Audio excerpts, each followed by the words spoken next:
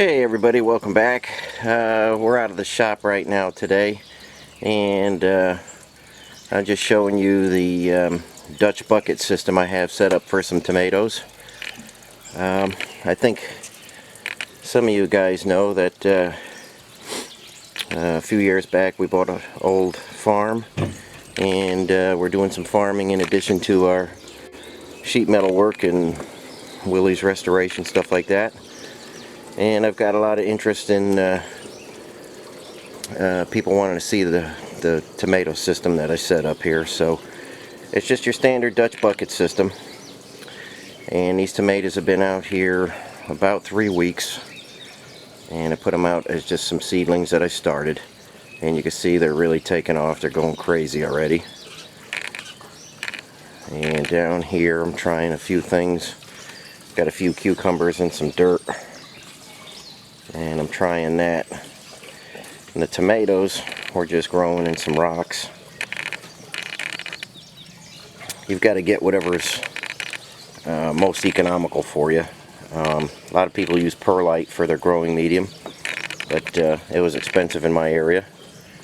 But I was able to get a whole, just over a ton of stone for right around, I think, $29 or so from my local quarry. So you've got to figure out what's cheaper for you when you're doing a system like this. But tomatoes are growing crazy, and here's some more cucumbers. And it's July 3rd, I think, and we've been eating cucumbers now for a while. They're growing like crazy. And let me come around here and I'll show you what we got going. There's our return pipe, so all the water and nutrients can come out of the buckets and go back to our main pump. And you can see I've got 2 levels there, and the water goes into the top buckets, and I think you can see it. I'll try and get you in there. Drips out of the top bucket into the bottom bucket, and then down into your main pipe. And the pump's running right now, and all the water is coming back to our main catch basin.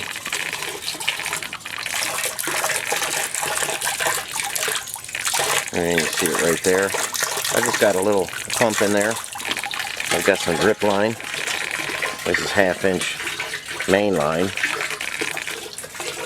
And then I punch a hole and put the 1/4-inch feeder lines in there, and that goes to the upper and lower buckets. And everything's working out pretty good with these so far.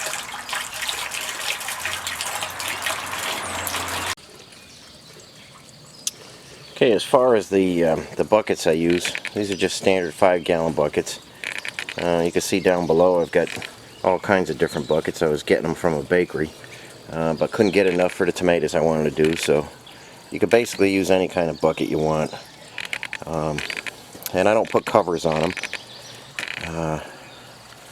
And to keep my line in there, I use these little push-in guys, and they'll push into the rock, and they'll hold your 1/4-inch line right in place. And I think you can see it's bubbling water out. There's little caps you can put on there, but I run them full blast. I take the cap right off and run them full blast, and the water just drips into the buckets below.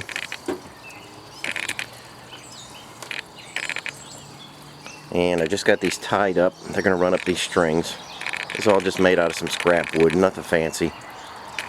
And I've got to go through later today, pull off all the suckers. You can see here's a sucker right here, and that'll never do anything or produce any tomatoes. So we'll trim it right there. And if you wanted to make another tomato, you just stick that in some in some water with a little bit of fertilizer in it, and that'll make you another tomato. But I've got just a small batch set up. I think I got about 60 or 70 plants. Some buckets have 2, some buckets have 1. I'm just going to see how things grow. We're doing a small scale, and if it works real good this year, we'll ramp it up for next year. And I'm trying a couple different kind of cucumbers. We're giving this the same fertilizer we would put in the tomatoes, but we're putting it in the dirt, and it seems to be working very well.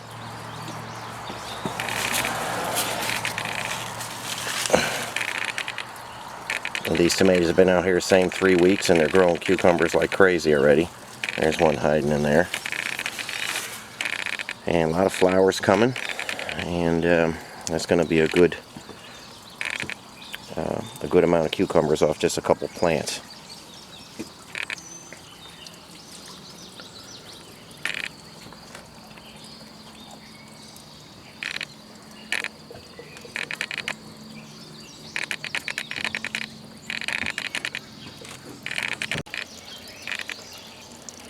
Okay, I think you can see right here, we've got our upper bucket dripping into the lower bucket, and I'm using your standard master blend fertilizer. I'm getting the pre-mixed stuff, it's just easier for me, and you get that from Amazon or just about anybody.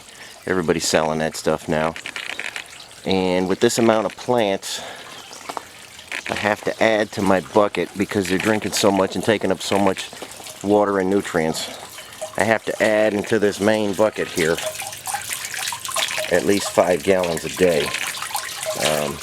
That's how much water these plants are soaking up. So it's a fairly simple system. You've got to be aware of your pH. You've got to keep checking your pH on these plants.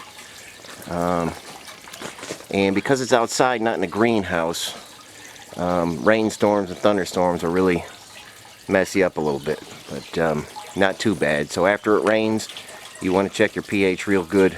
You want to add some more fertilizer and make sure you got a good mix going. Your plants will tell you what they need. You can see these are very dark green and healthy, but if they start turning yellow, get on that right away and get that fixed up before they start getting stunted.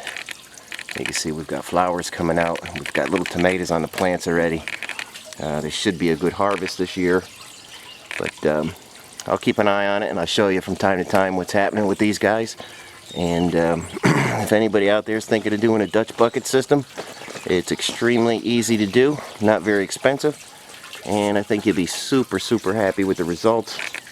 Like I say, these were just seedlings, and it's about 3 weeks later, they are just absolutely exploding. So if anybody has any questions or anything, needs more information on anything I did here, just send me a comment. And if you like the video, hit the like button, and keep watching. More videos coming. We're going to get back in the shop later today and keep working on some vehicles, and I'll show you that as it happens. Okay, thanks for watching. We'll catch you on the next video.